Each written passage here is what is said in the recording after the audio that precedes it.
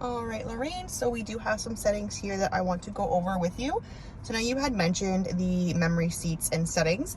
So you'll know at the side, you can set the difference to go forward and back. The one next to that is the backrest, and the small circle one is for your lumbar support. So once you set that for yourself and you know you're comfortable, you can hit this button here. So you're going to hit set and driver one, and it's saved. Now, I know you asked about the mirrors. It will not save the mirror settings. So to adjust those, this is for your left mirror and the right, and you can adjust them. So you can move them up and down for yourself and in and out. And then when you want to set for your husband or anybody else, you can set driver number two. Again, hit set number two, and then it will set for him as well if you guys ever want to adjust it. Now for your gauge here for you. These are all your settings here. So you'll notice the different ones. So you have this guy, which if we hit this button and go up or down, these are the different views that you will see. And then if we press this button, it'll go to the next one. Driving info, like all your trips, if you guys want to have your trips accumulated.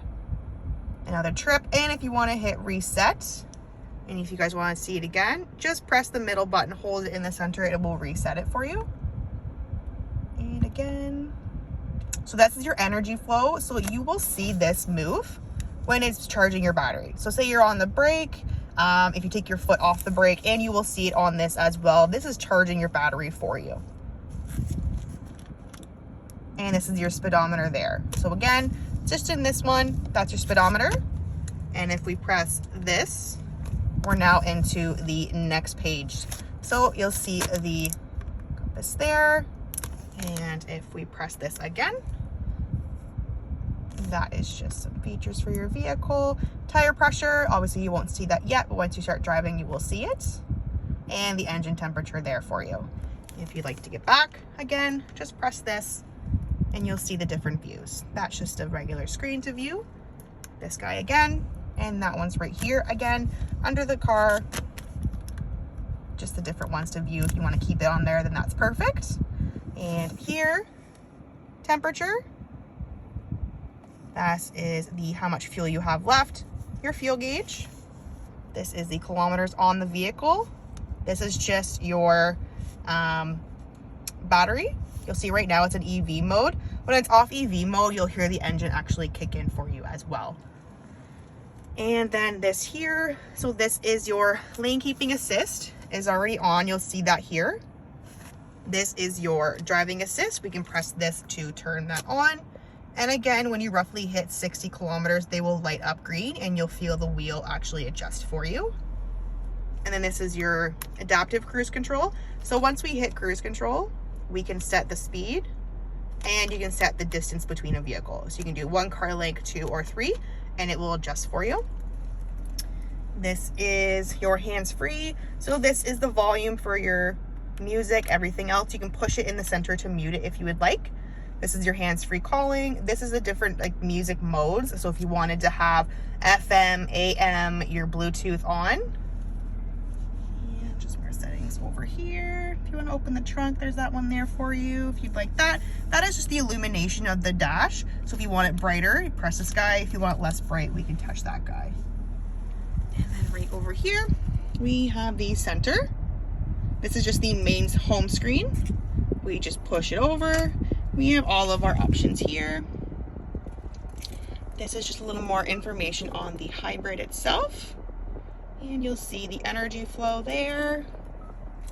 And you'll have your map. If you want to have it full screen, just push this guy here. It will get pushed over. If you want to see more than just the map, you can do this, or we can scroll and have other options.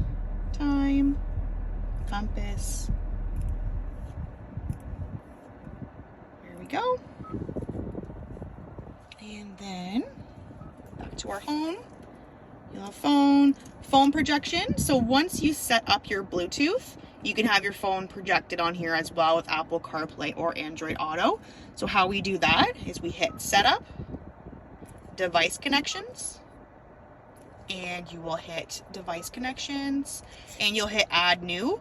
You'll want to make sure you have your phone out under your Bluetooth settings, and the Tucson will pop up, and then it will be connected. And every time you come into the vehicle, it will automatically connect after you have that set up. And all these modes here for you, any memos, climate, quiet mode. This turns off the speakers in the back seat. So if you have any little ones or anyone visiting or anyone in the back seat and they don't want to hear the radio, you can have that on. Your BlueLink that we already set up, you can have some settings in here as well. You can always click on that. User's manual, that is just like an online one, just through the vehicle itself. You will have a manual for you as well. And then just other setup options, like your sound, we can adjust the sound settings as well. Like your position, where you would like it better in the vehicle. Tone as well, we can adjust all of this stuff, just your preferences.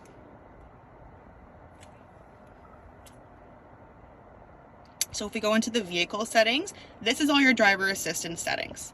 So if you want to change anything, if you want to turn anything off, like the driver convenience, the forward safety. So this ensures that if anyone stops in front of you, the vehicle is going to stop for you.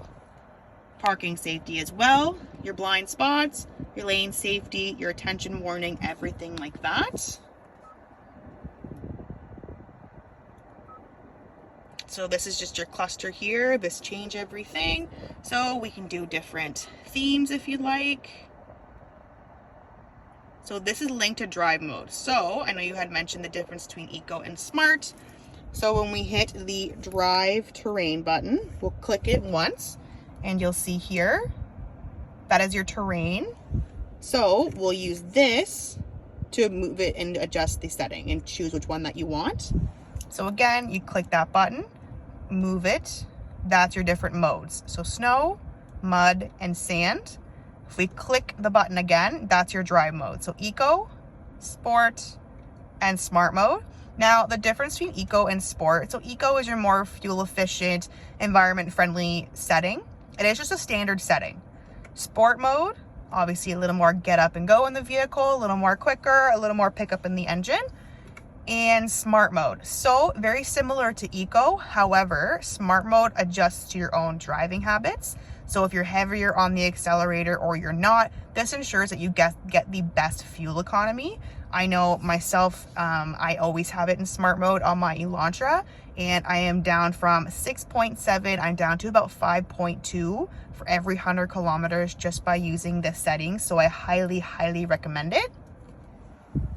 And then our other settings here, parking brake is here, auto hold. So instead of putting your vehicle into park, you would put your foot onto the brake, press this. You can take your foot off the brake, the vehicle won't go anywhere. So if you're at like a train or anything and you don't want to put it into park, you can just put this guy in. You would then put your foot back on the brake, press it, and then you'll be able to drive again. But again, it's up to you. You can always just put it in park as well. Have your ventilated seats, your heated steering wheel. This is your downward hill descending control. It'll assist you if you're going down a hill. It'll help you with the braking.